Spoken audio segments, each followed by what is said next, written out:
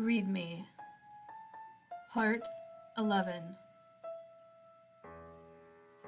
Julia was as stunned as I to now have the address for her aunt in the Liberty Lunatic Asylum. Perhaps we would finally get some answers to why the book had so much importance to so many.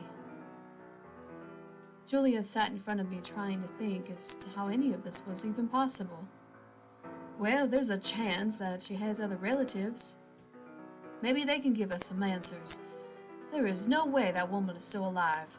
She would be at least 90 years old or so, if not more, by now. Only one way to find out, I said as we packed in my old station wagon and drove to the address. It wasn't that far away, only about a 45-minute drive from my house. Julia made an excuse, and I made an excuse to my daughter Emily, who was still staying with me, that Julia and I just wanted to go on a nice, relaxing drive. Emily didn't seem to question it, and I was only telling a half-truth. The drive was pleasant, even if it was snow-covered most of the way. When we approached the old dirt road that had her aunt's house on it, we found the older woman's house perched in a corner near some Japanese maples that, for whatever reason, looked as though they still had the leaves in good shape on its branches. Julia got out of the vehicle first, and I followed. I hope we can find out something about the little boy in the lunatic asylum and whatever happened to my aunt. Whoever lives here now has to have some answers, Julia said, approaching the front stoop of the tiny cottage. She knocked not once but twice, and the door slowly creaked open. She looked at me and I at her. Hello? Come in or stay out. Doesn't matter to me, said an old voice. Hello, my name is Julia, and this is my friend Robert. I'm looking for information on my aunt, Isabel Martin. The older woman approached us, both looking at Julia. Then she pulled out her glasses from the pocket of a sweater she wore. Her frail body was old, and she moved slowly, like a sloth. She put her glasses on then, and peered at Julia. Then she looked at me, touching my cheek. My boy! You're alive! My boy! My beautiful boy! They sent you away from me. You found me. I didn't know what to say, but I had the strangest feeling I knew her when she touched me. I looked at her, and then I remembered.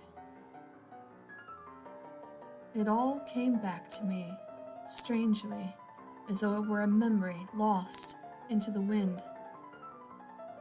I was adopted at 5 years old, from what I remembered as a little boy's orphanage. It was all coming back, quickly, just with one touch of her hand, and it was like a memory unleashed, one by one. I had these strange powers I could not explain, and so most families were afraid of me. I had been dubbed difficult, nameless, until my adopted parents found me and fell in love with me. It was the luckiest day of my life. Only until I saw Isabel did I realize that I was the little boy from the insane asylum. I had been raised by men that had been named insane but kind. It was when I had developed my powers. The room I had been housed in was small. It had concrete flooring and a cage for a door. The locks always went on after dinner, which was shortly after 4 o'clock in the evening. I would lay in my shallow cot for a bed and think of Isabel, my pseudo-mother. She was good to me, and she taught me so much. It was not long after I turned 5 years of age that my secret came out. I could do things with my mind. For example, when the men in our ward would get rowdy, I had ways to shut them up. I was barely a simple thought, but what I did always worked. Then we would fall asleep the night away in quiet bliss. I would use my thoughts to soothe those with severe mental illness. I was the only one that the head doctor, had ever met with the ability to turn the residents into a peaceful group. Dr. Crabtree was elated with my abilities. He kept it a secret until a young understudy came to work with him. That understudy, you may have guessed it. It was none other than Edmund Wright. It all made so much sense now. He was the only other person that knew about my gifts. When Isabel, got sent away, it was not to protect me, but to protect them from using my gifts. After she left, I stopped using them. I was so saddened. Eventually, they let a friendly family adopt me.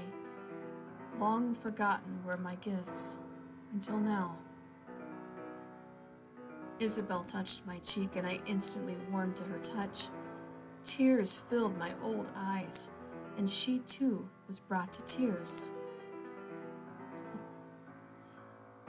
Did you know this chap had magic in him? Julia looked at her aunt. I think I can guess. Look, Auntie Izzy, there's a reason we have come. Yes, Izzy. I found a book that holds the souls of those who have passed on. I helped release them. Well, I still help release them. Seems like it's never ending. Edmund Wright wants that book. Do you remember him? Scathing. Yes. It was an absolute prick.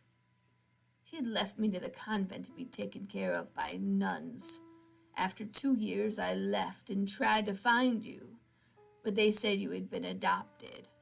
I was happy to hear it, but greatly saddened our time had ended so abruptly. Tell me, little Robbie, do you remember the nursery rhymes I used to sing to you? I recalled with a loving nod. I took her hand, and she was feeble, brittle hands even, but so kind still after all these years. I have a daughter now. Her name is Emily. Oh, wonderful. Does she possess your magic? I'm afraid not. I'm not even sure I possess magic. Oh, you do. And that is why such a book has come to you. Tell me, is it made of leather and blood? I nodded, wondering if there was some way that she had a connection to it. A man came to me years ago. I don't know how he knew of you or me, but people were always studying the mentally ill at the asylum back then. Doctors, nurses, reporters all came and they left. Anyway, he had a book with him, asking if I could give it to you. I explained I had not seen you in years. He was dressed all in black. He looked like a monk. It's the only way I could describe it. He had very kind but anxious eyes. He said there was a boy born once every 100 years with the gifts that you possessed. I knew what he meant. You always had powers to heal. I was very ill until the first time I held your little baby hands.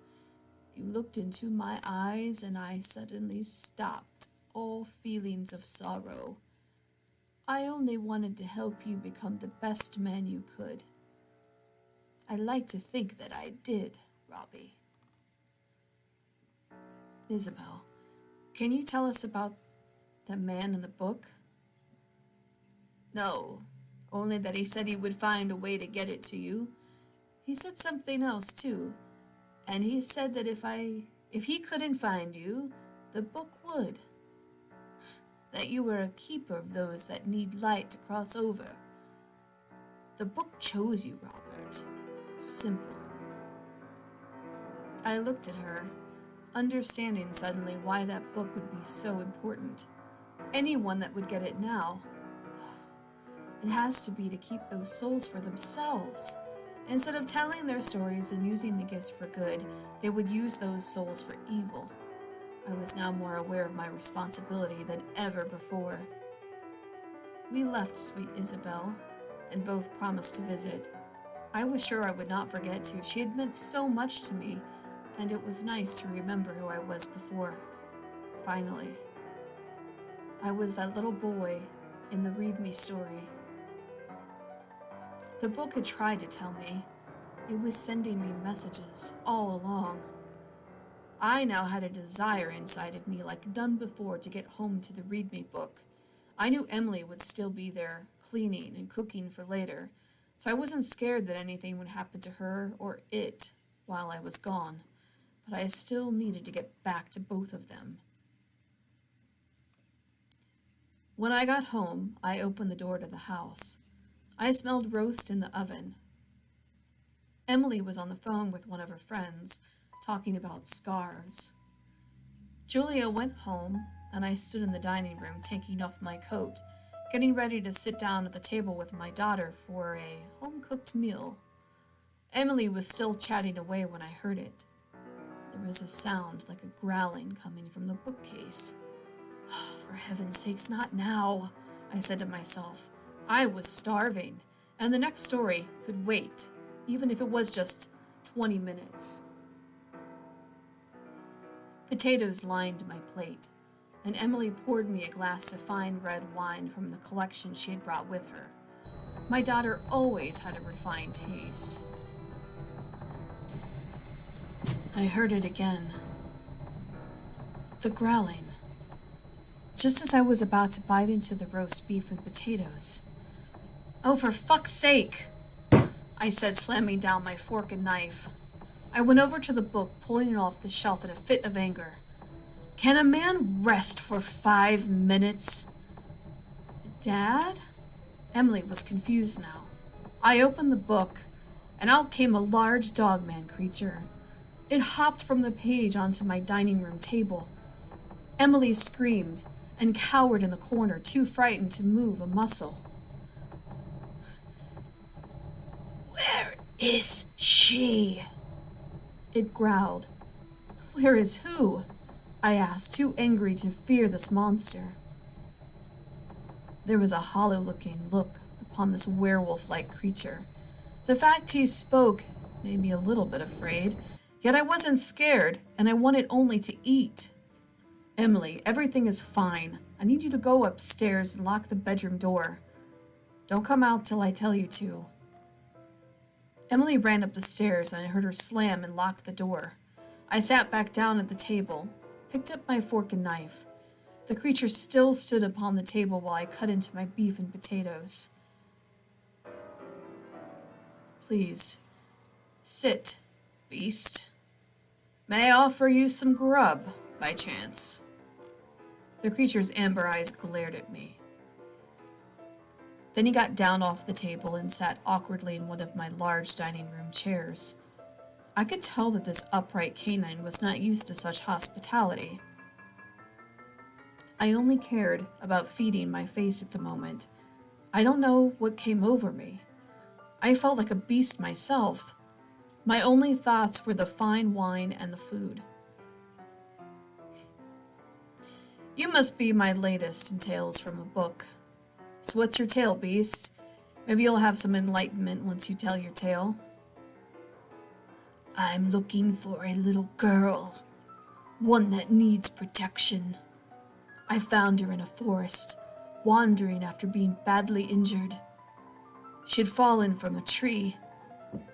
I recall our first meeting like it were yesterday. The creature began. I saw words in my mind that were reminiscent of a chapter title, and then he began his sorrowful story.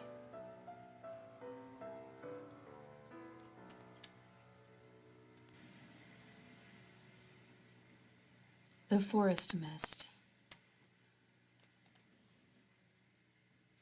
I am what your government and cryptid chasers call a dog man. I am neither. I am no human man, and I am no dog. We call ourselves forest guardians. We have always existed in some capacity, and we are a violently passionate race of beings. We like our forests to remain in peace. We also will scare any living creature from it if it threatens the blissful existence of the forest. We don't just remain in forests. We guard the outer tree lines just before you get into the cities made by man. You may find us by accident feeding on a carcass of an animal on the side of the road. Most of what we eat is scavenged. We are not a wasteful species. He continued telling his story. I looked upon the beast as I continued my food. One afternoon, as I said, I found a little girl. She was lying on the forest floor with an injury to her head. I knew to stay away from humans, as I had been taught. We are soldiers without feeling. We are to guard our forests, nothing else. There was something about her face, though. She was innocent and didn't belong there. My instincts to leave her and go on without stopping were not strong enough to keep me from helping her. She was, after all, part of the forest now, wasn't she? So I did what I only knew how to do.